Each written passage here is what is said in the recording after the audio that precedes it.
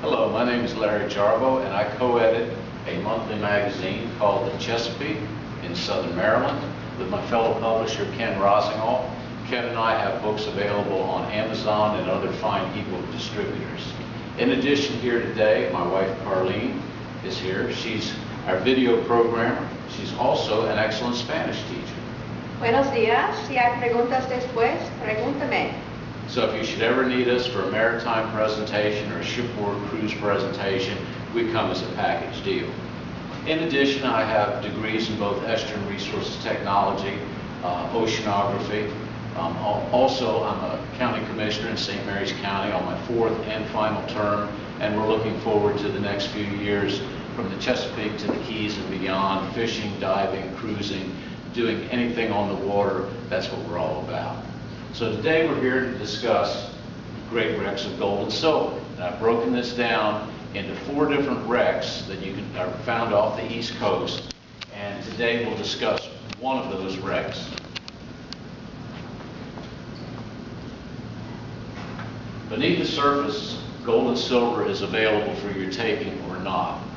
A lot of people would love to go hunt for gold and silver, but the reality is it's not so easy as being lucky and finding Spanish gold right under the beach or right available at your dock. No, you're going to have to go look for it. Generally speaking, it's a lot of hard work. And today we're going to talk about the man who found the wreck of the Etosha, which is Mel Fisher.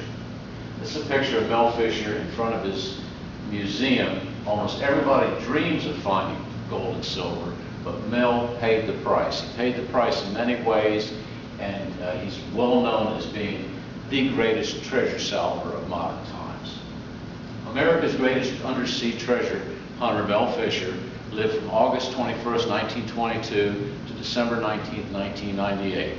And he started life as a chicken farmer in Indiana. So from humble beginnings, this treasure salver was born. Mel moved to California and opened the first dive shop in the state. Does anyone here remember the TV show Sea Hunt? If you remember, Lloyd Bridges played the character Mike Nelson, and if you remember that, you're as old as I am.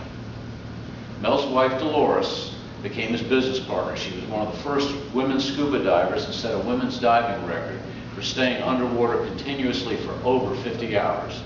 In 1962, Kip Wagner, and remember that name, Kip Wagner, convinced the Fisher family to move to South Florida to salvage a 1715 plate fleet on a 50-50 basis.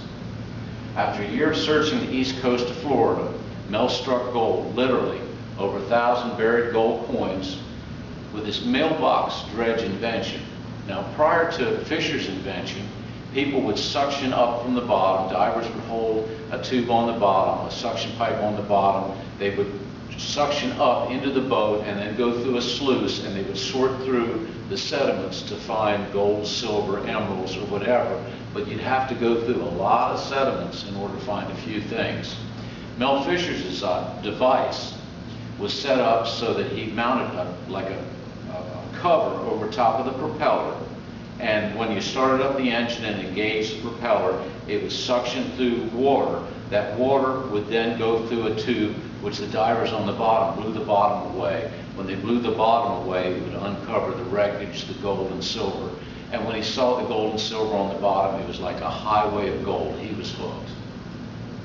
Around 1969, Mel shifted to the Florida Keys to search for the Nuestra Senora de Atocha, which was lost in 1622. On July 13, 1975, his eldest son Dirk and Dirk's wife Angel died in a capsize offshore of Key West with fellow diver Rick Gage. What a terrible price to pay in pursuit of treasure. I was down at the Keys when this event occurred. I was running a dive boat at the time up in Pennicamp State Park, and I remember this quite well. And Rick Gage, the fellow diver, was the son of Carl Gage, who also ran a dive shop up in the Upper Keys. So throughout the Keys, people, when we heard about this loss, it was a true tragedy, and this is some of the prices that people pay when they're treasure divers. In 1980, Mel Fisher discovered the sister ship to the coveted Etosha, and this is what the ship would have looked like as it was sailing. The Santa Margarita, which was also lost in 1622, delivered up $20 million in treasure to the persistent treasure hunter from Key West. And this being a sister ship, it's the way the Spanish galleon would have looked sailing. She did not have nearly the gold and emeralds that the Atocha had. Finally, on July 20th, 1985, a decade after the tragic death of his son and daughter-in-law, Mel Fisher discovered the Spanish galleon Atocha, which delivered more treasure than King Tut's tomb. And if you look at this particular Spanish galleon going down, remember this stern castle. That's the last to go down. Remember that as we go into the discussion. The Nuestra Senora de Atocha, Our Lady of Atocha, was the most famous galleon of the Spanish fleet that sunk in the hurricane of 1622 off the Florida Keys.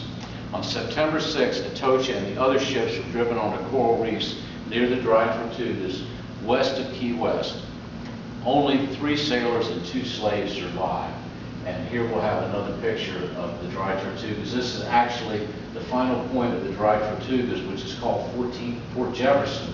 This particular fort has 16 million bricks it was built with. It ended up becoming a prison complex out in the middle of literally nowhere. It's surrounded by reefs. You can visit it today. And probably the most famous prisoner of this particular fort was Dr. Mudd, who was involved with the, he basically patched Booth's leg after Booth assassinated President Lincoln. Since the Atocha went down in 55 foot of water, it was difficult for the Spanish salvors to recover either cargo or guns, though they were able to salvage half of the goods aboard the Santa Margarita, which sunk in shallower water. And this is the traditional shipwreck as you would find it today, laying on the bottom in shallow water. This is a pile of ballast rock. The rest of the ship would break apart, the ballast rock would lay on the bottom. The reason the Atocha was so hard to find is it didn't just break apart in one big pile like in shallow water. It spread out over about an 8-mile debris trail, which made it very difficult to find. There the Atocha lay until Mel Fisher's salvage crew discovered her again in 1985.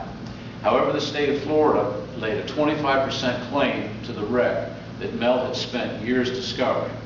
After 8 years in litigation, remember about paying the price, the U.S. Supreme Court ruled in favor of Mel Fisher. So Mel Fisher finally prevailed. However, the stern castle, which we spoke about earlier, of the Atocha, which should contain the most gold and emeralds, has yet to be found.